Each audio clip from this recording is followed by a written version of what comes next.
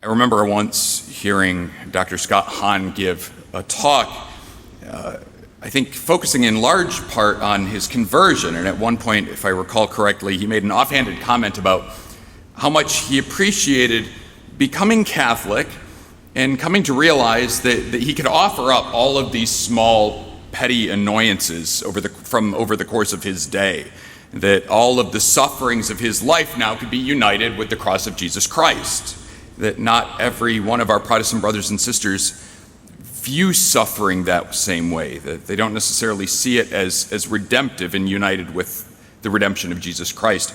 He said the problem was it would have been of much greater worth, that it would have actually had some salvific value and merit to it if it weren't for the fact that every one of those petty little annoyances he felt the need to complain about to his wife and all of his kids and anyone who would listen. He said, you tend to lose most of the grace of the act when you do that. That when you're complaining about your penance to everybody on God's good earth, then you're getting the same reward the Pharisees got. You're getting the reward in this life, not the next one. But I think it's an important reflection for us, because I think as Catholics, we can be raised hearing people telling us to offer it up. But like, what does that mean? How does that work? What are we actually doing there? That matters. It's important to us. St. Thomas Aquinas talks about there being two different kinds of sacrifices that we can offer to God, two different types of penances that we can offer to God that are greatly pleasing to the Lord. And the first is to offer as a sacrifice a cross in my life that I had no control over, a cross that was not optional, that I did not choose, it chose me. That we see this with illness often. That if somebody can bear having a cold or the flu or even 1,000 times worse, a man cold, if we can bear that with great dignity and peace of heart and without complaining to everybody around us, and maybe, just maybe, even with a tiny bit of joy, that there's great glory in that glorifies God, it pleases Him greatly, and if we're offering it to Him, then that unites us to the sufferings of Jesus Christ. It makes those sufferings worth something, when otherwise they would have been of no avail. That this helps us, the other kind first. The second kind of suffering is the kind that we can choose. That those are the sufferings of Lent. Those are the sufferings that the penances were theoretically taking on all of the Fridays of the year. That Mother Church in the United States does not require us anymore to give up meat on every Friday of the calendar year, but she does still ask that we do something. That there be something we do to mark Friday out as different from the rest of the days of the week. And so those deliberate free will offerings to God of sufferings that we could avoid but we don't, that those are also greatly pleasing to Him. Much more so if we don't complain about them.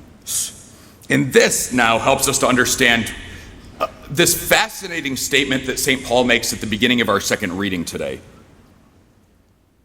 Because taken out of context, this sounds scandalous and even heretical. What does St. Paul say? He says, I rejoice in my sufferings for your sake, which in our day and age is already heresy, that one could actually rejoice in one's sufferings and not just see them as pure evil. But he says, and in my flesh I am filling up what is lacking in the afflictions of Christ on behalf of His body, which is the church. That St. Paul says that he's making up for what's lacking in the afflictions of Christ. If we're paying attention at home, like that ought to sit poorly with us. That there's nothing lacking in the sufferings of Jesus. It's not like Jesus went to the cross, died, and rose from the dead and was like, dang it, I only did like 97% of the work. And St. Paul was like, no worries, Jesus, I got you. And just had a bunch of slivers put in his back and got whipped repeatedly. And he's like, all right, now we're at 100%, Jesus, you're good to go. That's not what St. Paul means here, and thank God. But what does he mean? Objectively, The sufferings of Jesus Christ are enough. They are sufficient for the salvation of the world. Subjectively, you and I each have to take up our own cross if we're going to follow after Jesus.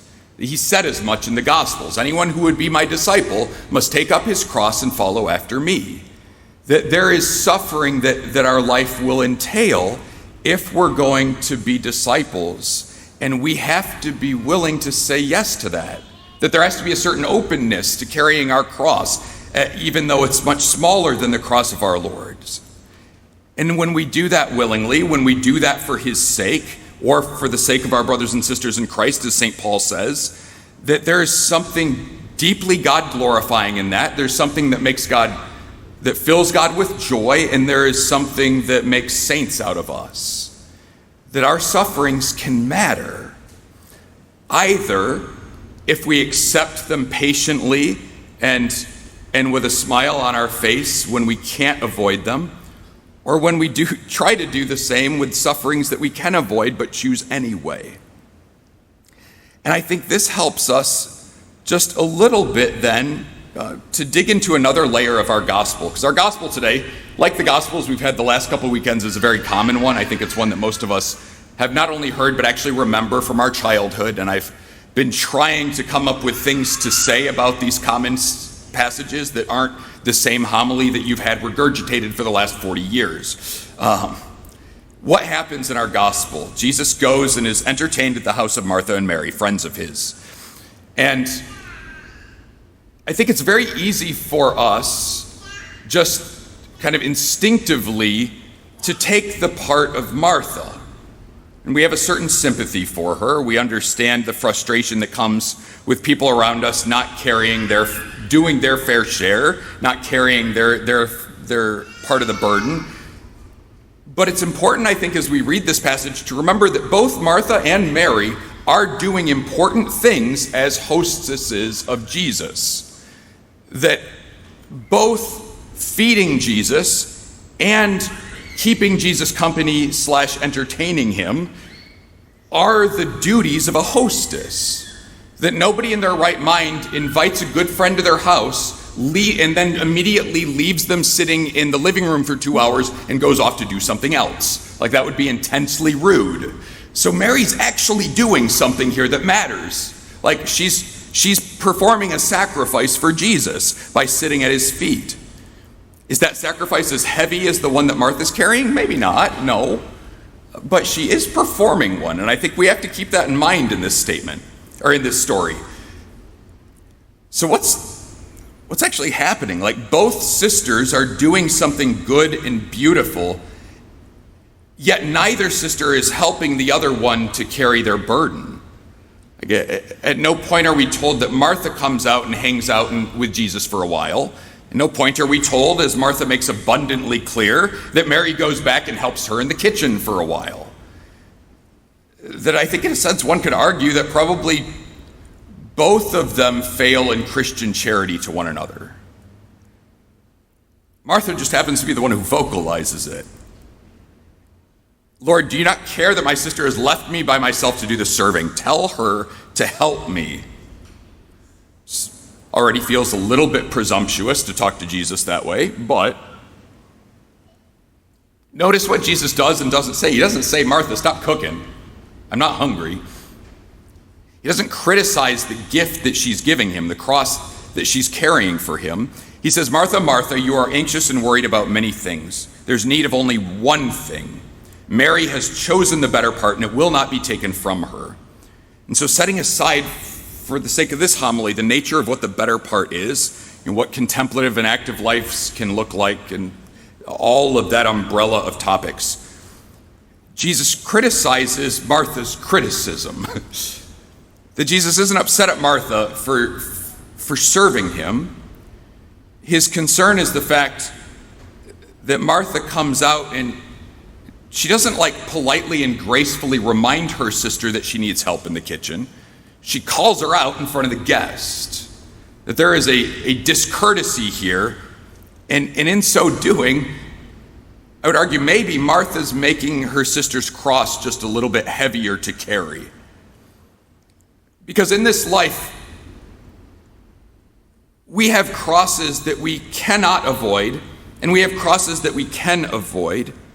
And not only can we carry each of those with grace, but part of our life as Christians, as followers of Jesus Christ, is to learn to help others to carry their crosses with grace too. And I think there are a lot of little ways in which, rather than support the weight that somebody else has on their back, that we throw additional weight on each other. That the little criticisms that we level against one another, the gossip that can be shared behind one another's backs, the passive-aggressive attack that Martha makes against her sister here, that we can do a lot with our words to make what could have been a really bearable cross that my neighbor's carrying into a really, really heavy one.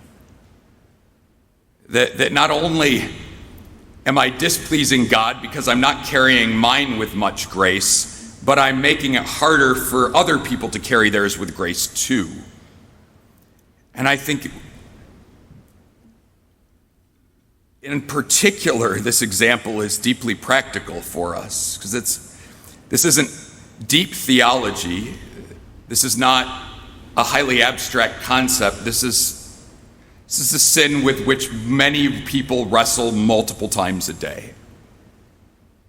And yet, to recognize the power that our words have to help other people carry their crosses or to bury them under them.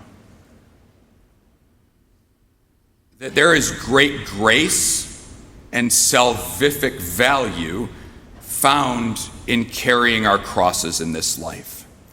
And whether we like them or not, some of them we will never be able to avoid. That we can flee from Jesus and the demands of his faith and become completely self-centered and get as far away from the church as we possibly could, and crosses will still find us. Those are not unique to us as Christians. A lot of the crosses that we face come merely from existing in a fallen and broken universe. So we all will have them. Whether we complain about them or carry them with grace, whether we help our neighbors to bear their burdens and build them up, or weigh them down under the weight of their crosses, that's up to us. That we don't get to choose whether or not we have a cross. Some crosses are chosen, but not all. We don't always get to choose whether the cross is in our life, but whether we carry it and help carry others, or whether we drag it behind us, complaining all the way, that's the choice that we have put before us each and every day.